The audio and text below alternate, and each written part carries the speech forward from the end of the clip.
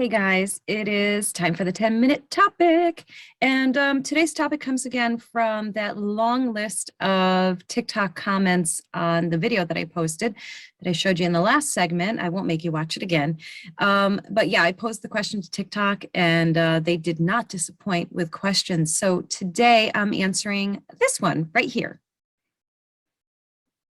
Oh my goodness. So yes, I confess early on, I did not handle them with very much grace. I actually went for the jugular. So as much as I like to say that, I'm a lover, not a fighter, listen, anybody that knows me will tell you I'm actually a fighter. I don't start a fight, but I damn well finish it. I'm that girl. Let me take my errands off. Yeah, I tend to be that girl, but boy, oh boy, do you really, really have to provoke me hard. Like you got to poke that bear with with a hot iron or something, because I am very hard to provoke. But there's certain areas, like, it's one of those things, like whatever you say about me, I don't really care. But if you say something about one of my loved ones, then I'm coming out swinging and, going right for the throat. But I have kind of, for the most part, really, really tempered my reactions and my responses to the hate and negativity and hostility that just pours from their eye sockets and their mouths and their skin. I'll tell you what, it never ceases to amaze me how venomous the people who preach tolerance and love and all of that, it never fails to surprise me at how venomous they are, really.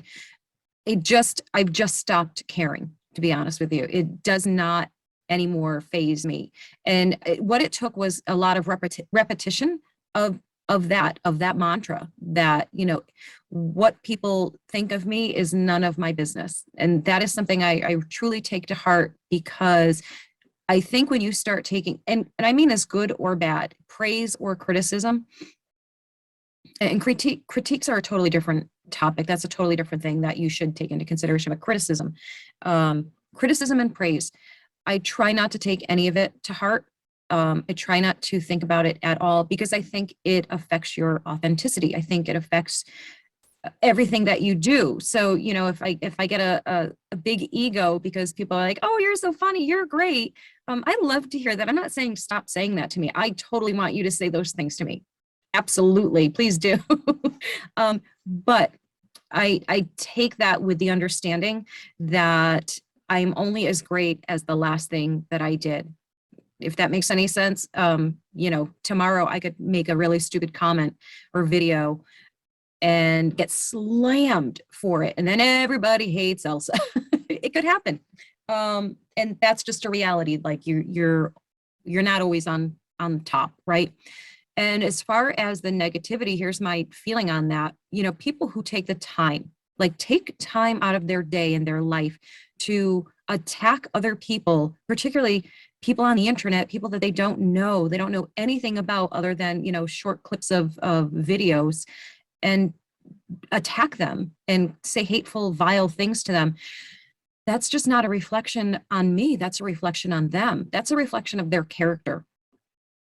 And I think once that dawned on me, once I realized that and understood that, it took all its power away. And I so sincerely hope that any other TikTok creator, video maker, public personality, or somebody who wants to do those things, I hope you take those words to heart, because I think that is the most important thing to understand, that people who do that, people who attack you verbally, or physically is obviously a whole other topic, but people who attack you verbally for stating your opinions and your thoughts, or just any reason whatsoever, I mean, they do it simply because they can, and because they are miserable human beings.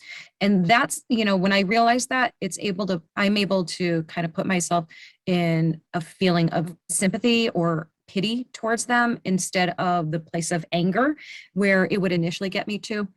And then, there's the people that early on, when I was making pro-police videos, they would, it's everybody's favorite thing to say, ACAB, and, all the other things. There's like a whole list of things that they would say, like regurgitated comments and phrases that they would just say over and over again, and no originality whatsoever. You know, it was always the same things. It was always, let's see. They love to say that 40% of cops beat their wives. They love to call pro-police people, police supporters, bootlickers. They like to say ACAB, of course, and, you know, a whole bunch of others. They go down the whole list, and, you know, you just get numb to it. You're like, okay, whatever, move on, bye. They do it to get a reaction out of you, you know, besides all of the other things, their own insecurities and you know, weaknesses and failures at life. They need to make somebody else feel badly about themselves. And sorry, I'm not that guy. You're not going to get me there. And I feel that way about anything that they might say. You can attack my physical appearance, which they have many times. They can attack my voice, my personality, my beliefs, my attitudes, my everything. Attack, it's all fair game. That is, of course, the unfortunate part about being a public figure, you know, even as a minor one as I am.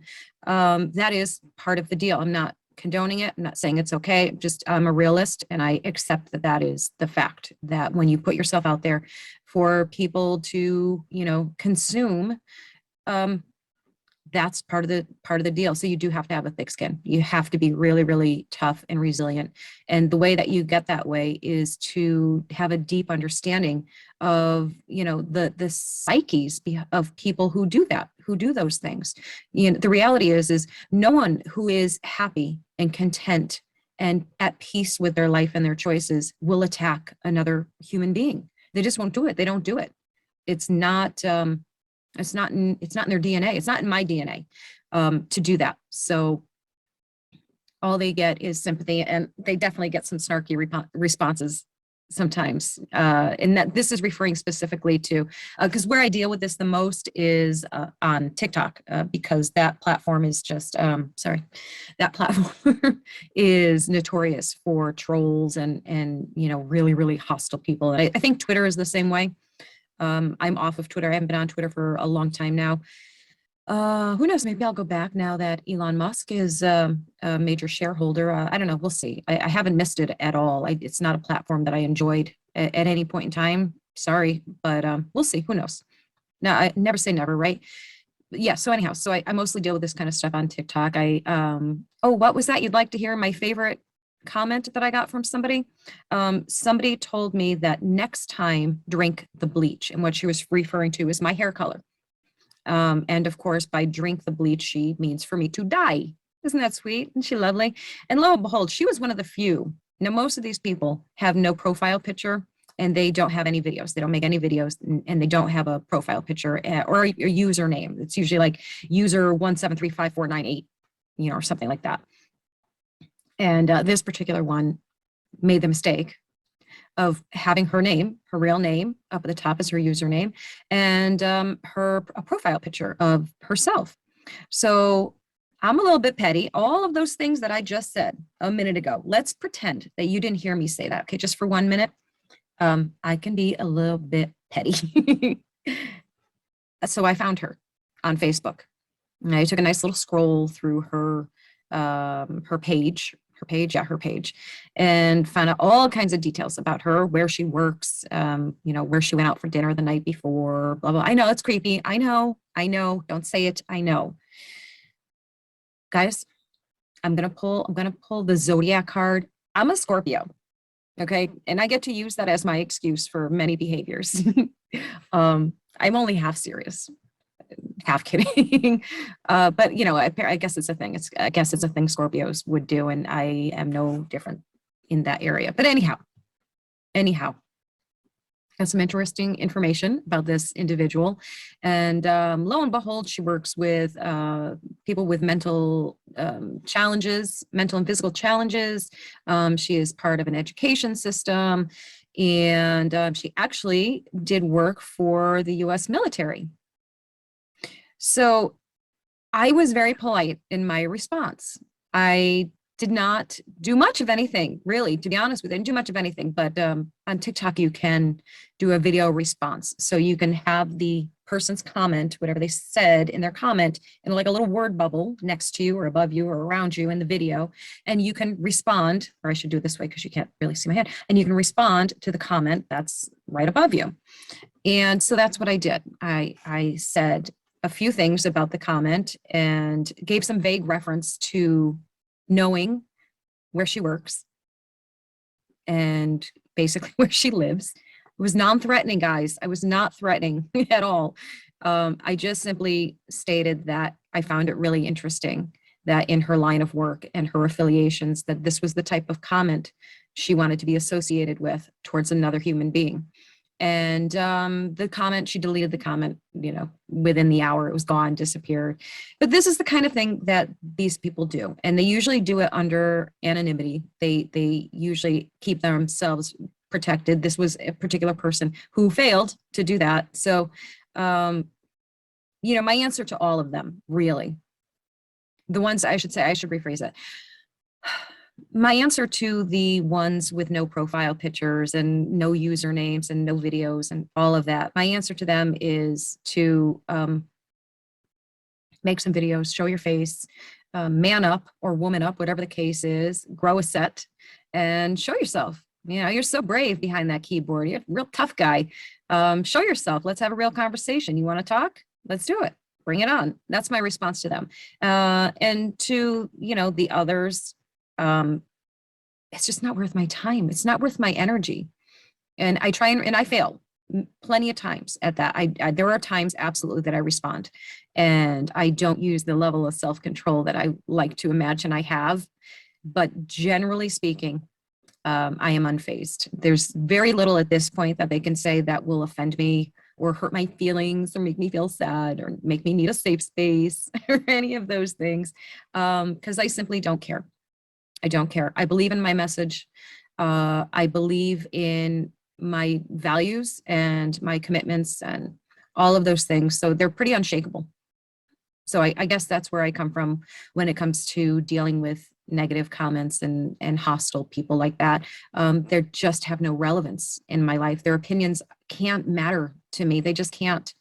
So that's my long-winded answer to a great question. Thank you so much for asking that, because I do hope that helps somebody else. And I do want to give a recommendation to anyone who is, desiring getting involved in these social media platforms as a content creator and putting yourself out there and doing these things, whether it's this type of thing or writing books or whatever the case is.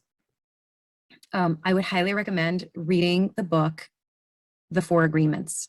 And it's a simple read. It's a pretty quick read, but the 4 Agreements really is very life-changing. If it's not easy, it's going to sound really easy because the 4 Agreements are actually very, very simple in context, in words.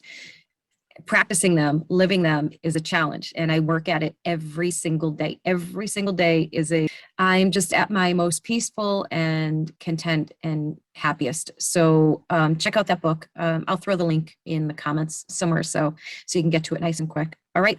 Thank you. That is our time for today's topic. Thank you again for that question. Keep them coming. I love this. I love it. It's super fun. See you in the next episode, guys. Bye.